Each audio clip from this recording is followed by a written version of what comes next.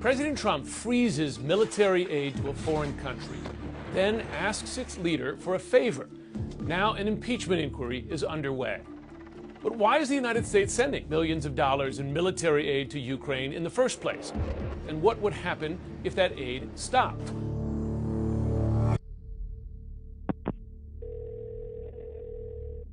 To understand this conflict, we have to go back to the early 1990s. This is when Ukraine is part of the Soviet Union and under communist control. The Berlin Wall falls, the Iron Curtain collapses, and the Cold War ends. Ukraine emerges as a sovereign nation, positioned between Russia on the east and NATO allies to the west. It declares itself a neutral state, but a decades-long power struggle between two factions within the country begins. One group wants to align more closely with the European Union, and the other with Russia. Fast forward 2 decades now. Russia has cut off natural gas to Ukraine twice. Steel prices are sliding, and a financial crisis hits. Russia's preferred candidate, Viktor Yanukovych, is elected president. At this point, Ukraine's largest trading partner is Russia, but the country is on the brink of bankruptcy. Under pressure from Moscow, Yanukovych suspends a landmark political and trade deal with the European Union. He accepts, instead, financial assistance from Russia. Pro-European protests erupt across Ukraine, and Yanukovych is forced from power. Russia considers the ousting of Yanukovych an illegal coup. They send some 16,000 troops into Crimea. It's a primarily Russian-speaking peninsula, but one that is part of Ukraine. Russia illegally annexes the land, along with Crimea's natural gas reserves. It's the most significant land grab in Europe since World War II. To offset Russia's advances, the U.S. sends aid to Ukraine and hits Russian officials and entities with sanctions. Then pro-Russian rebels take over government and police buildings in eastern Ukraine, and fighting breaks out there. The Ukrainian army responds, but Russia backs the rebels, and the conflict escalates. In the midst of this fighting, a commercial airliner is shot out of the sky over Europe.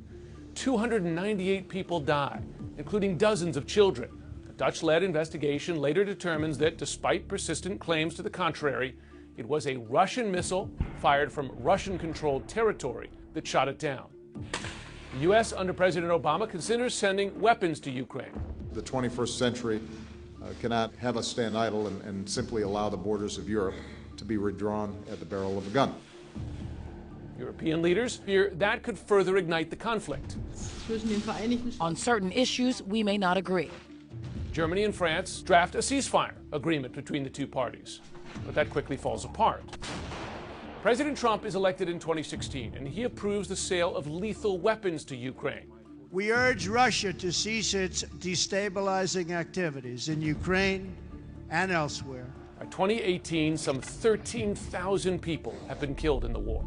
The U.S. Congress approves another round of military aid, but Trump decides there may be conditions on any U.S. support. He wants to speak with Ukraine's newly elected president first and asks for a favor. Trump wants help investigating two things that could help him politically.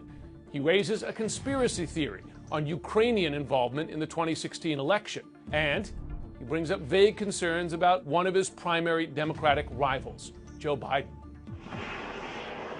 Ukraine eventually receives that aid, which includes Javelin anti-tank missiles, but the call launches an impeachment inquiry inside the United States. There are concerns that Trump may have abused his power by asking a foreign power to investigate his political rival. The United States is Ukraine's most important ally.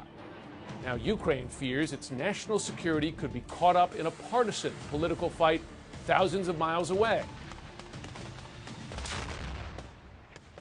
If the U.S. does not maintain its support, that could leave Ukraine and other nations vulnerable to future acts of Russian aggression.